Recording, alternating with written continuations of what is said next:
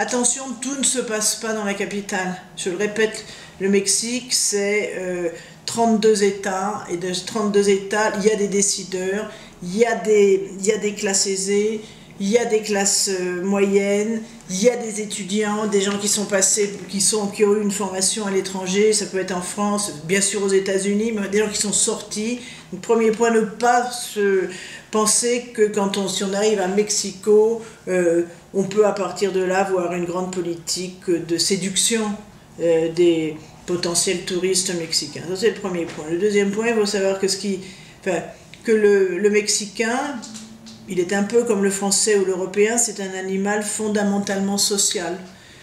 Mais avec, dirais-je, ce que peut-être nous avons perdu, nous, au fil des années, avec un besoin de contact, de chaleur humaine, de gentillesse.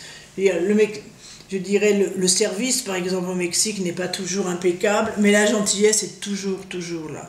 Donc ça, c'est un élément, je dirais, vraiment à prendre en considération. Et les Mexicains sont tous des amis potentiels.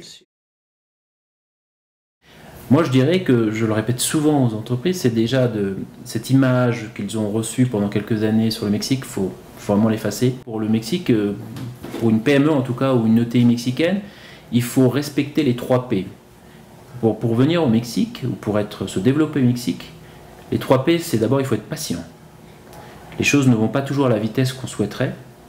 Ils peuvent aller plus vite qu'on le souhaite, mais c'est souvent plus lent, plus long. Donc, patience. Il faut être présent.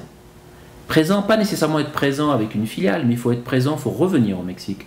Faut revenir plusieurs fois en mission au Mexique. C'est pas en une seule mission qu'on aura réglé toutes ces opportunités ou qu'on aura un développement.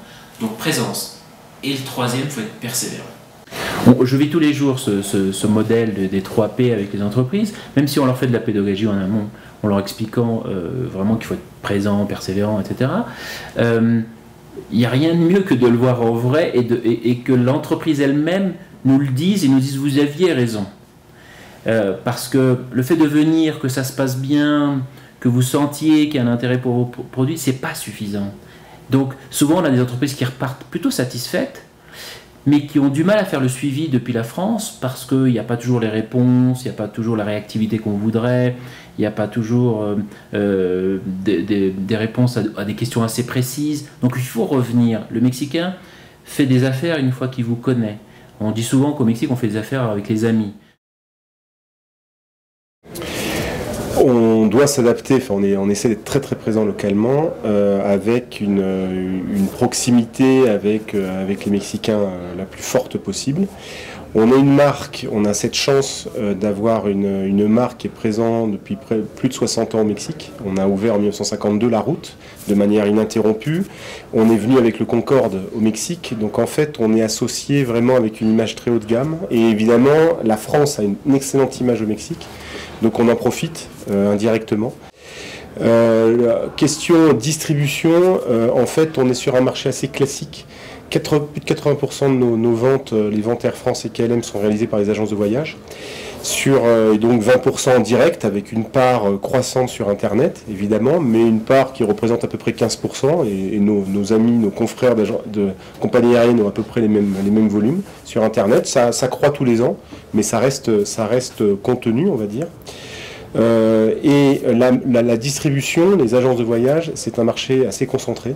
Oui, il y a plus de 3000 agences de voyage au Mexique, mais on va dire qu'il y a une centaine qui réalisent vraiment le volume sur l'Europe. Et donc, nous, on trouve que c'est une opportunité, parce qu'en fait, un acteur qui veut rentrer sur le marché mexicain, il va falloir qu'il cible, on va dire, une centaine d'agences maximum, et il va avoir l'essentiel de son potentiel sur l'Europe et sur la France. Le marché européen, ça reste un petit marché pour le Mexique, hein. Le grand marché, c'est les États-Unis, mais sur le marché européen, on le voit croître, et avec de la clientèle de très très bonne contribution. Et qui est attirée, qui a envie, et de la clientèle très très intéressante qui va dépenser beaucoup. Et nous, on a une clientèle business loisir, comme on dit, qui remplit nos avions, qui est une part très importante et qui est très très intéressante pour nous. Ils voyagent en business, ils ont les moyens, et ils veulent se faire vraiment plaisir quand ils vont en Europe. Et ils vont découvrir en général, pas seulement la France, donc ils vont aller faire un petit tour d'Europe, Et ça aussi, ça peut être intéressant pour tout le monde. Et les Espagnols sont très actifs. Donc il faut, et on a cette barrière de la langue, on a aussi cette image un peu de distance, de pas très accueillant, donc il faut travailler sur ça. Et le meilleur moyen, c'est de venir, c'est de se présenter, c'est d'aller au contact des Mexicains, des agents de voyage clés, des clients clés pour leur présenter, leur donner envie. Je pense qu'il faut voyager au Mexique, prendre le temps de bien voyager dans les grandes villes pour vraiment comprendre le mexicain. Je pense qu'on a souvent une vision, parce qu'on va à Cancun ou Puerto Vallarta, d'un Mexique qui n'est pas notre réalité. Je pense que c'est très important de le vivre, je pense que c'est important de connaître certains clients, de vraiment prendre le temps de le faire et de ne pas avoir de préjugés. Je pense qu'il y a eu peut-être une façon superficielle de voir le consommateur mexicain. Il est beaucoup plus sophistiqué. C'est le 5e pays le plus connecté au monde sur Facebook.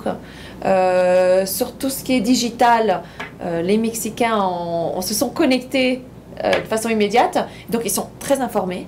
Ce sont des gens qui sont très familiaux, très sociaux, très connectés. Et donc je pense qu'il ne faut pas sous-estimer leur niveau de sophistication. Je crois qu'il faut vraiment prendre le temps de comprendre chaque client. Pas vraiment de problème. Mais je pense qu'effectivement, plus de présence ici sur le marché mexicain, ce serait plutôt intéressant, que ce soit un petit peu plus agressif et montrer la France. Évidemment, Paris, la France en général, tout le Mexique connaît très bien. Je pense qu'il y a possibilité d'être un petit peu plus agressif à ce niveau-là, puisqu'il faut considérer que le Mexicain est un voyageur parfait à recevoir en termes de dépenses durant le voyage. Pour la France, et bon, je dirais même pour l'Europe en général, c'est très difficile parfois de pouvoir réserver des services pour des familles, soit des voitures ou soit des chambres d'hôtel par exemple. S'il y a une famille de 2 adultes et 2 enfants, c'est la famille typique, vous savez, le père, la mère et puis les deux enfants. C'est très difficile de trouver une chambre d'hôtel par exemple. Ou même un taxi à l'aéroport parce qu'il y a beaucoup de valises, alors parfois ils doivent même prendre 2 taxis et ils arrivent à l'hôtel, ils doivent prendre 2 chambres. Alors je pense qu'il devrait y avoir un peu plus de chambres qui s'adaptent à une famille mexicaine. Il faut que les fournisseurs de services touristiques se mettent à la place des Mexicains, qu'ils pensent comme les Mexicains. Les Mexicains aiment être gâtés. Alors si ils se mettent à leur place, il faut penser qu'est-ce que j'aimerais qu'on fasse pour me gâter. C'est ça l'idée pour les Mexicains.